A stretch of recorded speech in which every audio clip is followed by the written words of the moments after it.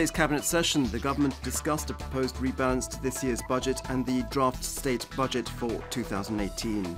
Finance Minister Zdravko Maric emphasised that this was the second consecutive year that the budget had achieved better results than planned. He said that the budget revision would be mainly aimed at tackling the debts of the Croatian Health Service.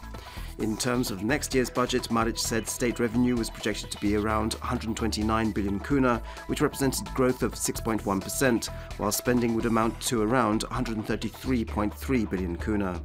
Economy Minister Martin Nadalic said both this year's revision and next year's budget proposal reflected the government's responsible management of public finances, aimed at the further reduction of public debt.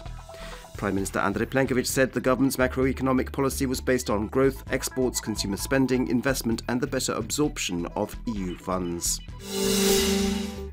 In Parliament today, the biggest opposition party is expected to submit a motion for the vote of no confidence in the Plenković government. The opposition believe that the Prime Minister has not given good enough answers to some key questions about the emergency legislation known as Lex Agricor and Agricor's roll-up loan agreement, and this motion will force him to do so in Parliament.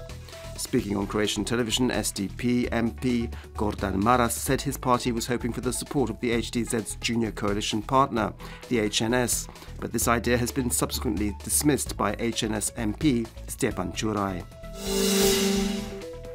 The Parliamentary Commission tasked with investigating the demise of the Agricor Food Consortium will continue its work on Friday, with another session scheduled for Tuesday of next week. Among the first witnesses to be called to testify are Agricor's owner Ivica Todorić and his son Ante, as well as former Prime Minister Josip Manolić and former President Stjepan Mesić. SDP MP Gordan Maras has complained about the fact that the Commission voted not to call on the government-appointed crisis manager Ante Ramljak to testify, simply because Ramljak had said he didn't want to. Public and state sector employees should sign a new collective agreement by the 1st of November. Speaking on Croatian radio, Labour and Pension System Minister Marko Pavić said that the negotiations were now reaching their conclusion and that the agreement should be signed in the next few days. Salaries according to the new collective agreement will be paid out in December. In neighbouring Bosnia and Herzegovina, the agreement that Croatia's Energy Minister Tomislav Ćorić signed with Bosnian Serb entity officials on the supply of gas to the oil refinery in Bosanski Brod has come under fire from the president of that country's Council of Ministers, Denis Zvizdić. Zvizdić says Ćorić should have dealt with the country's central authorities and now will seek that the agreement be declared unconstitutional, after which a decision will be taken on further steps. Today is All Souls' Day, the day when Catholics pray for the souls of their loved ones who have passed away and light candles at their graves. Pope Francis has called on Catholics to pray for those that have no one to remember them, as well as those who are the victims of war and violence. Sport, and in football, Rijeka hosts the Viennese side Austria in the return leg of the fourth round of the Europa League this evening. Rijeka won the first match 3-1. The match kicks off at 7 p.m. And in tennis, Marin Cilic defeated fellow Croatian Borna Ćorić in the second round of the ATP Masters Series tournament in Paris. The score was 6-4, 6-3. Cilic will now face the Spaniard Roberto Bautista Agut. At the same tournament, Ivan Dodig and his Spanish partner Marcel Granollers have reached the quarterfinals of the men's doubles after easily defeating Verdasco and Schwartzman 6-1, 6-1.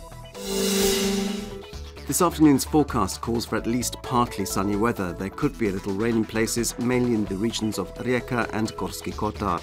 There'll be a light to moderate southerly and southwesterly wind with a southeasterly yugo in the south of the country. Highest daily temperatures will be between 13 and 17 degrees Celsius inland, between 17 and 20 degrees on the coast and in the Dalmatian interior. Friday will be more changeable. The early morning will be warmer than today, and later there'll be some rainy spells in most regions, and thunderstorms are possible in places. On Saturday, the weather will become more stable again, and rain is not expected in most regions. There'll be some early morning fog, which could linger in places. On Sunday, the morning will again be warmer, and there could be a little rain in the mountains, in Istria, and in the Rijeka region, where there could be some rainfall both on Sunday and on an otherwise mainly sunny Saturday, thanks to a light to moderate northeasterly Bura wind. On Friday, most of the Adriatic coast will be cloudy and rain is expected, with rain showers and thunderstorms in places.